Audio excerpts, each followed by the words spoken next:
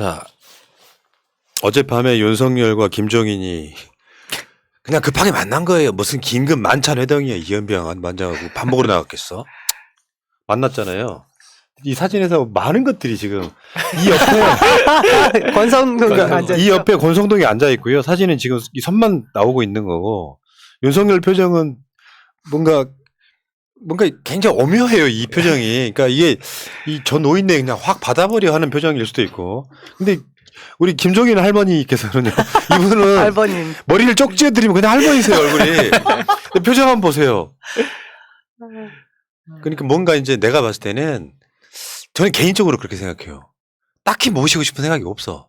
근데 그냥 팽을 하면 이게 문제가 될 것 같으니까 제스처를 취한 거라고 봐야겠죠. 네. 만약에 진짜로 김종인을 모실 생각이 있었다면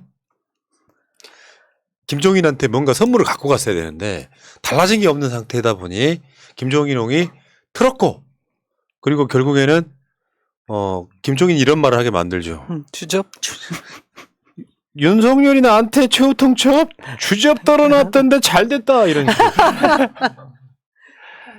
결국은 사실상 심리적으로는 깨졌다고 봐야겠죠. 아직 끝났다고는 볼 수는 없지만 심리적으로는 깨지고 있다고 봐야겠죠. 전 어제까지만 해도 2, 3일 내에 윤석열의 그 선대위에 김종인 전 비대위원장이 합류할 것이라고 봤거든요. 그거는 오늘 이렇게 진짜 그 회동할지 모르고 한 예언이었는데 일단 회동은 했습니다. 근데 회동을 하려고 하면 김종인 그 전 비대위원장이 바라는 정도의 어떤 또 새로운 카드를 가지고 갔어야 되는데 푸나님 말씀대로 윤석열 후보가 새로운 건 아무것도 가지고 가지 않고 그냥 만나가지고 올 겸 말 겸 그냥 이런 그렇죠. 것 같아요. 그죠? 그러니 예.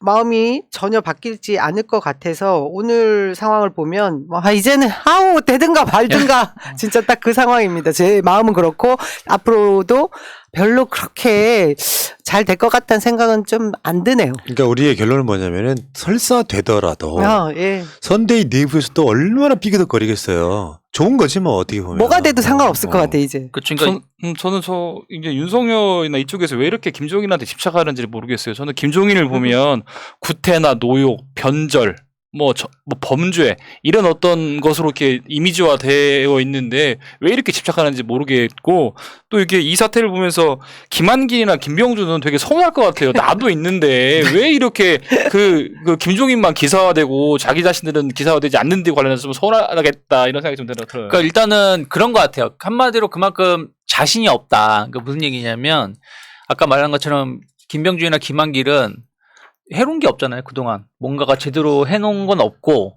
근데 김종인 같은 경우는 그래도 뭔가 한 방에 있어 보여서 일을 좀 작봐서 뭐 이게 활용을 하든 못하든 자기 쪽으로 해서 포섭을 해서 뭔가를 안정감을 주려고 하는 느낌을 주려고 했는데 실패한 거죠. 그러다 보니까 이제는 윤석열이 김종인 위원장한테 언론 플레이 염증을 남긴다.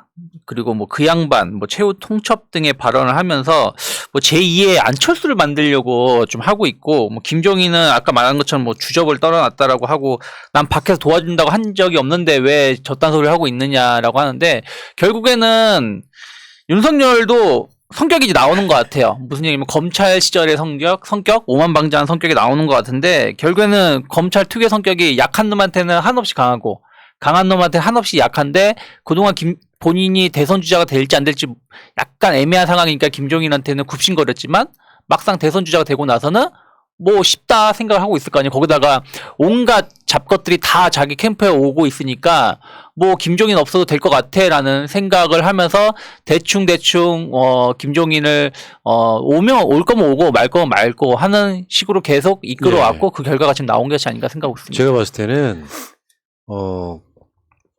윤석열한테 김종인 옹은 일종의 컬렉션이었던 거예요. 수집품 중에 하나. 그러니까 합리적 보수, 개혁적 보수 이 이미지를 갖고 싶었던 거고 또 언론이 설레발을 쳤지. 윤석열이 정치 경력이 짧다 보니까 김종인 같은 선수가 도와줘야 된다라고 하네. 근데 이건 저는 분석은 두 가지로 봐요. 하나는 윤석열도 김종인 같이 까탈스러우면은 뭐 해달라. 그러니까 컬렉션으로 모아놓고 어떤 상황이냐면 총괄 선대위원장을 앉혀놓고요. 총괄 선대위원장 밑에 실무를 하는 뭐 상임 선대위원장이나 여딴 거를 다 걸어놓고 사실 김종인이 할 수 있는 역할이 상당히 없었던 그 직책을 만들어놨던 거거든요. 김종인 입장에서는 사실 고립될 가능성이 있는 그러니까 바지 사장 같은 느낌이 싫었던 것 같고요. 그런데 한편으로 다리 생각해 보면 이런 분석도 가능합니다. 윤석열 지지율이 떨어지는 추세잖아요. 그렇다 보니까 김종인 옹 입장에서는 내가 들어갔는데 지지율 떨어지는 건 김종인 때문에 떨어지는 게 아니라 윤석열 때문에 떨어지는 건데 본인이 일종의 탈출일 수도 있어요. 그렇죠. 내가 여기 지금 떨어지는 추세에 들어가서 윤석열 보안이 뭐 깜도 안 되는 게 떨어지면 결국 자기가 뒤집어 쓸 수 있거든요. 네. 이런 차원에서는 오히려 뛰어내리는 거라고도 볼 수 있습니다. 그러니까 굳이 미련 없다 이렇게 보는. 그래서 오늘 그 썸네일의 주제가 그거 아닙니까? 김종인의 표정에서 윤석열의 미래를 보았다 이런 거. 그러니까 그런 것도 맞는 것 같아요. 왜 그러냐면 어차피 김종인 같은 경우는 과거에도 보면 잘 되고 있을 때 들어간다기보다는 네. 침몰 직전, 뭐 약간 우울할 때 들어가서 그걸 약간 해결하는 것 같은 해결사 역할을 해왔기 때문에 굳이 윤석열이 지금 잘 되고 기고만장한 상황에서 들어갈 필요가 없다라고 생각한 것 같고 괜히 자기가 들어가서 고립되거나 나중에 팽 당하느니 차라리 지금 지지율 하락하는 걸 지켜보다가 나중에 와서 굽신굽신거릴 때 개선장국처럼 본인이 들어가서 진두지휘를 하겠다는 생각도 그런 캐릭터죠. 일부 네. 있다 생각. 그러니까 그 저녁에 긴급 만찬 해동할 때 아까 그 사진 보여드렸지만 그 사진 속에서 핵심은 그런 거였어요. 윤 후보님 대통령이 되기를 밖에서 돕겠습니다라고 김종인 이야기 하니까 윤석열이 뭐 안 됩니다. 지금 오십시오 이렇게 했다는 거예요. 그러니까 뭘 상황을 바꿔놨다거나 이런 게 아니라 안 된다고 지금 오시라. 그러니까 어떤 조건도 없는 상태에서 지금 오라고 하니까 이제 그 상황이 깨졌던 거거든요. 그 두 사람이 만나고 나서 기자들이 이제 앞에 기다릴 거 아니에요. 김종인은 옹은 역시 엄청 못마땅하더라고. 그러니까 사실상 깨졌다고 보는 것이 맞을 것 같고요. 뭐 합류할 가능성이 전혀 없다고 볼 수는 없겠지만 그런 분위기로 가고 있고 결국에는 오늘 윤석열 선대위가 주요 인선을 발표를 했는데 잠깐만 보겠습니다. 6개 분야 본부장 인선을 했는데 정책 총괄 본부장 소시오패스 원희룡 씨 잘 되는 집안이다 진짜. 조직 총괄 본부장 주호영 참. 직능 총괄 본부장 김성태 잘 되는 집안이다 진짜. 근데 김성태하고는 지금 재판도 안 끝나가지고 좀 부담스럽긴 하다. 다음에 홍보 미디어 총괄 본부장 이준석, 총괄 특보단장 권영세, 종합 지원 총괄 본부장 권성동. 참 새로운 인물 하나도 없어요. 하나도 없죠. 그리고 그 전에 이제 그 전날 발표했던 게 이준석하고 김병준은 지금 상임선대위원장 이렇게 되는 건데 제가 봤을 때 얘들도 한 번 더 민주당처럼 이렇게 뜯어 고칠 날이 와요. 분명히 지지율 떨어지면은 분명히 옵니다. 그 신선한 인물들은 없잖아 지금. 거기다가 이준석을 홍보 미디어 총괄 본부장으로 내세웠다는 얘기는 한마디로 그냥 젊은 친구한테 얼굴 마담이나 해라 이거 아닌가요? 제가 보기에도 여기 선대위 지금 꾸리는 이슈가 계속 시끄러울 때 이준석은 어디에 있는가? 당대표 이준석이 있는가? 진짜 패싱하고 무시하는데도 아무 얘기가 안 들리는 것 같고요. 그런 이야기가 있어요. 이준석이 할 역할은 두 사람 간 중재인데 이준석은 지금 중계를 하고 있다고. 언론에 상황이 이렇다고 말만 해주고 있다는 거예요. 본인 자리도 없어요. 정치력이 중요한 거. 없어서 그런 거죠. 지금 사실상 윤석열에 의해서 패싱 당하고 있죠. 예. 이준석하고 상의해서 자리에 앉혔겠어요. 그러니까. 후보가 낙점을 한 거야. 너 상임선대위원장 좀 하면서 홍보 미디어 총괄 본부장도 해. 그럼 이준석이 네네 이렇게 된 상황인 거죠. 뭐. 그리고 공보단장의 조수진 아주 훌륭하다. 에? 비호감들만 쫙 깔아놓는구나 아주. 그리고 대변인의 전주의 김은혜. 전주에도 막 나경원 버금가는 정도의 비호감이잖아요. 국회에서 보면. 김은혜는 더 심해요. 그 진성준 의원이 뭐라 그랬냐면은 국회에서 김은혜가 막 그 근거도 없는 걸 막 까요. 대장동 뭐 관련해 갖고 최근에 일어난 일이야. 진성준 의원이 완전 빡쳐가지고 하는 말이 그거야. 부끄러운 줄 알아야 된다. 근거를 댈 수 없고 면책 특권 뒤에 숨어가지고 말도 안 되는 걸 까지 마라 그랬더니 막 김은혜가 뒤에서 막 꽁시렁꽁시렁 하는 소리가 다 들려. 근데 김은혜는 진짜 그런 것들이 옛날에 언론인이었다는 게 정말 부끄러울 정도예요. 그런 사람들 언론사에 있을 때 나름 막 박쳐주고 그랬던 기억이 나면 내 막 그때 뭐랄까 좋아했던 것들을 다 싹 지워버리고 싶을 정도예요. 그렇죠. 이번에 그 김성태 전 의원도 들어왔잖아요. 직능 총괄. 이분이 딸 KT 네. 그 채용 비리로 2심에서 뇌물죄 지금 유죄. 유죄 판결받아 있는 상황입니다. 그리고 또 김병준 지금 상임 뭐 선대위원장으로 되어 있나요? 그분은 그 얘기를 했어요. 총괄 선대위원장으로 뭐 전과자 이범을 데리고 올 수 없지 않겠느냐 하고 김종인 전 비대위원장을 견제했거든요. 그렇죠. 뭐 이 선대위가 이런 식으로 구성되면 윤석열 후보도 별로 할 말 없을 것 같은데요, 지금 예. 그림이. 아마 그러니까, 이게 지금 김종인이 이제 합류하지 않은 상황에서 인선이 발표했잖아요. 뭐 언론에서는 개문 발차라고 하고 있는데 아마 내일 아침에 이제 김종인 사무실에 기자들이 몰려가가지고 이 인선 어떻게 보냐라고 하면 아마 왜 그걸 나한테 물어? 네, 그런 말도 아니면 더 나가서 꼴값 떨고 있네. 주점에서 더 나가서 꼴값까지 가지 않을까. 근데 이 상황이 민주당이었다면요. 다시 한번 생각 한번 해봐요. 언론이 지금 그냥 아무런 감정을 넣지 않고 이러이러한 상황이에요라고 중재를 하고 헤드라인도 보면은 뭐 별 문제 아니라는 듯이 이야기하지만 그냥 단순하게 예를 들어볼게요. 이재명 후보가 이해찬 전 대표한테 가서 총괄 선대위원장 맡아달라고 했는데 주접 떨고 있네라는 표현을 했다고 그렇죠. 쳐봐요. 난리 그리고 나죠. 민주당의 경선 후보였던 이낙연 추미애 후보를 영입도 못하고 밥도 못 먹고 그 상황이었다면 언론이 지금 어떻게 했을까요? 지금 이 상황보다 기사가 최소한 20배는 더 나왔을 거예요. 아주 그냥 민주당 완전 난리 난 것처럼. 그리고 이제 언론들이 계속 어떤 행동을 해왔냐면 마치 김종인이 합류하면 대선이 판이 기우는 듯한 분위기를 계속 만들어 왔거든요.